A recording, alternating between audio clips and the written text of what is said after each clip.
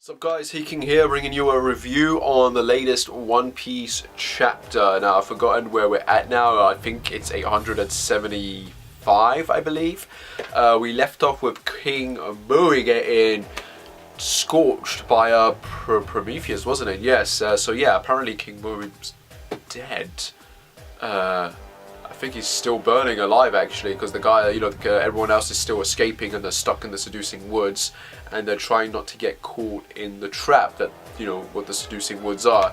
So yeah, those guys make it through. Before that, we got the cover page, of course, with Bartholomew, and yeah, he's ripping up the Yonko sign. We pretty much realized that it's Shanks' Yonko sign. Where they're at right now is an island, I think, that's protected by Shanks, the Yonko, and it looks like he's coming there.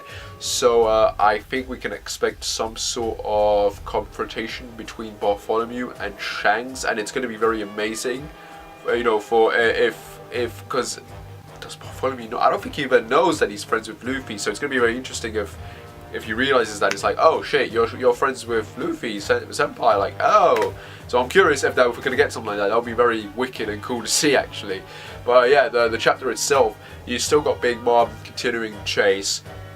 Zeus continues to eat Nami's little clouds, and is getting bigger and bigger and darker and more powerful.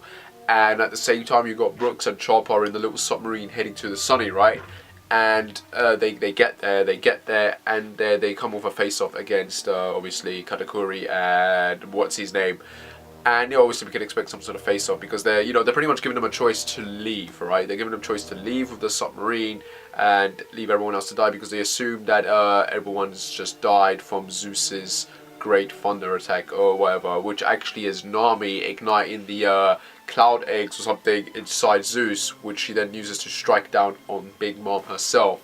So yeah, apparently there's a lot of hate for this chapter. Like, people are losing their minds that Nami was able to take out a Yonko. First of all, we don't know if Big Mom will take it out. Second, yes, the attack was very powerful, so I imagine Big Mom is hurt. Third, this was predictable as hell. I think from early on, everyone pretty much said that Nami was going to beat Big Mom in terms of controlling Zeus and using that to her advantage to counterattack Big Mom. So people predicted it, even I predicted this, and it's exactly what happened. So I don't see what the problem is.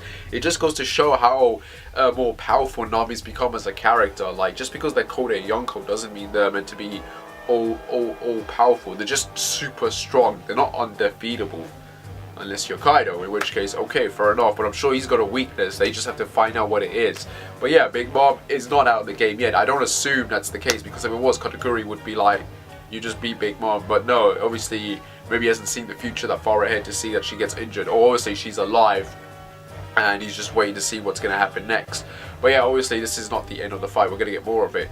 But yeah, we get that more with Brook. They think their friends are dead, potentially, and these guys want to take the Sunny, which Brook and Chopper are not having none of. Like, you got this guy going into full Baron mode, man, and obviously that means we're going to be getting Brook and Chopper versus Katakuri and what's his name.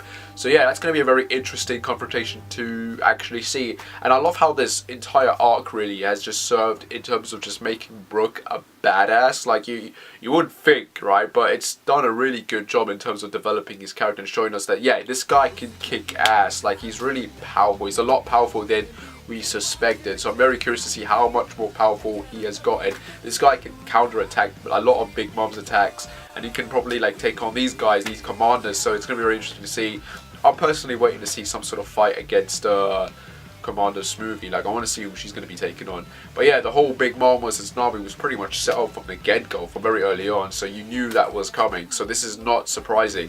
What's surprising is Prometheus, right, and how he's just this ball of flame, as Jibai explains, because you got Luffy trying to kick his ass, and it looks like he's beating him, but he just reforms himself. So it's fire, you can't really beat fire the way it is. I mean, I imagine if Ace was there, he probably would have had more of a chance, maybe absorb it, but that's not the case here. Jibai does land an attack though, and does push Prometheus back, so obviously water versus fire, that's obviously going to have an effect on it, so that works. Still getting red flags here that maybe something bad's going to happen to him, but I'm hoping that's not the case. This chapter does actually end with Pudding with Cliffhain together, and Cliffhain's obviously joined Pudding in terms of helping her save Sunji's life. However, we get this weird transition with Pudding's character where her evil side pops out, and it's like, oh, there's that man. So what I'm thinking is going on here is that Pudding's got some sort of split personality disorder here. You got the good side and the bad side, and this bad side is now popping out. So what does that mean? Is this going to be the side that's going to try and kill Sunji, and then you got the other side popping in here and there trying to stop herself from killing him? I don't know. It's weird, but I guess it's expected as well. This is Pudding we're talking about. This chick is like really crazy and demented. I mean, I think she was stabbing or eating her own siblings beforehand. I don't know, like when she was younger. So yeah, she's always been this sort of weird, creepy kid. But that's mostly because of the influence and the attitude and the environment she grew up in. So you can't really blame her. I mean, kids aren't born totally crazy, right? So I don't know. I mean, when you got someone like Big Mom as a mother, I guess it's to be expected. But yeah, I'm curious what's going to happen by the end of this. I'm kind of honestly hoping Pudding joins the Straw Hat crew. That's something I really want to see because it'll be very different. I'm more curious to see where Caesar's went because he's just sort of disappeared now at this point. So I'm wondering what's going to happen there. Is he going to show up at the last minute and save the crew, which will be very unexpected, and also maybe make him sort of be in the light for them? Like, I don't know, like that'll be interesting to see. But at the moment, I'm just very curious how everyone's going to get out of the situation that they're in. This arc is coming to an end. We're obviously towards the end of this arc now, but the big question is how this is all going to be resolved and how they're going to escape, because obviously they're going to have to escape.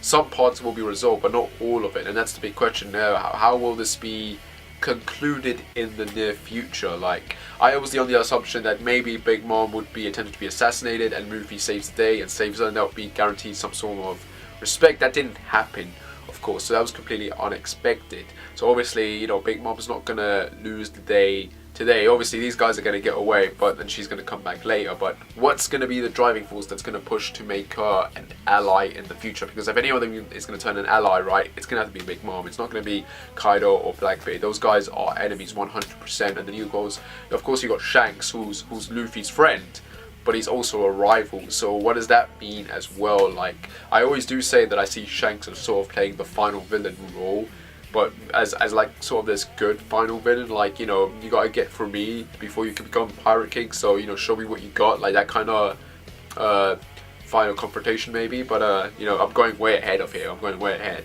Right now we gotta think about, you know, what's gonna happen after this arc's over and what's gonna happen with the Riviera, and then of course Wano, which we're meant to be getting at by the end of before the end of this year, right? So I imagine that's not going to be the case anymore, because we don't have that many chapters to get to Wano by the end of. I don't think for a second we're going to get to Wano by the end of this year, because I'm thinking we're still going to be at Layer Cake Island, and maybe we're going to start the Reverie, and then we'll be at Wano sometime early next year.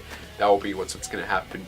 Yeah, so yeah guys, that's my review for One Piece 3. I mean, there really isn't a lot to say. It's mostly set up for what's to come next chapter. It's great to see Nami grow and kick ass, and it's definitely going to be exciting to see Brook kick ass against hopefully Katakuri and that. So I'm curious to see how all of that's going to go down, but I'm just very interested how these guys are going to escape. I'm interested to see how this relationship between Sanji and Pudding is going to come to an end, and what's going to happen with Germa 66. I mean, these guys just suddenly disappeared as well.